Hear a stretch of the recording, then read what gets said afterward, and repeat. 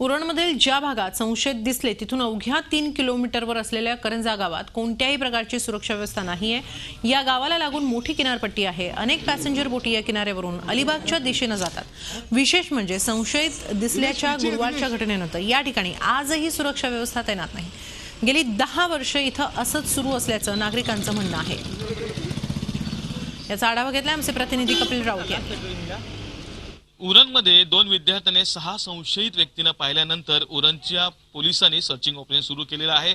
अनेक पोलिसांच्या विभागाच्या तुकडा इथे आलेले आहेत। मग नौदल असो, तटरक्षक असो किंवा मग स्थानिक पोलीस असो, क्राईम ब्रांच असो, एटीएस असो, सर्वांनी आपापल्या तऱ्हेने टीम तैनात केलेले आहेत आणि सर्चिंग ऑपरेशन सुरू आहे। आपण उरण पासून ज्या ठिकाणी घटना घडली तिथून 3-3.5 किलोमीटरहून लांब असलेल्या करंजा या गावात आलेलो आहे आणि करंजाचा हा किनारपट्टी भाग आहे। तुम्ही बघू शकता हा लांब पसरलेला किनारपट्टी भाग आहे आणि इथून अशा अनेक बोटी आहेत। त्या बोटीतून लोक प्रवास करतात।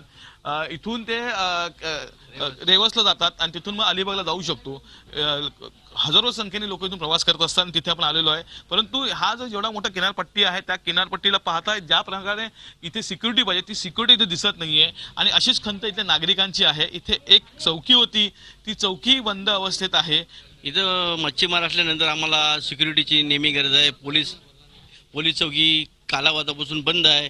ते कधी राऊंडला येतात, नाही येतात, कधी येतात ते बाहेरून जातात। सुविधा नाहीये, पोलीस चौकीची गरज आहे। पोलीस चौकी बंद आहे। आपल्या काही यंगस्टर इथं किती गरज आहे पोलीस चौकीची इथे, कारण की ज्या प्रकारे कालचा जो प्रकार घडलेला आहे। उरण तालुक्यामध्ये करंजा गाव प्रसिद्ध आहे, मासेमारी व्यवसायासाठी प्रसिद्ध आहे। इथून करंजावरून रेवस मार्गे अलिबाग जातात, तसेच कोकण किनारपट्टी इथून डायरेक्टली मुंबईला जाऊ शकतात, मुंबईवरून येऊ शकतात। तिथे पोलीस गस्त घालताना कुठे दिसत नाही। कालचा प्रकार दिसला, तुम्ही आता बघत असणार, इथे एकही पोलीस दिसत नाही। याला जबाबदार कोण? पोलीस सिक्युरिटी असणं गरजेचं आहे। नुसतं ह्याच्यामुळे नाही का ही घटना घडली आहे त्यामुळे इथे पोलीस सिक्युरिटी असणं गरजेचं, तर इथे कायमची पोलीस सिक्युरिटी असणं गरजेचं आहे। अशीच मागणी इथले स्थानिक नागरिक करत आहेत। मनीष कपिल राऊत, झी मीडिया, उरण। झी 24 तास रहा एक पाऊल पुढे।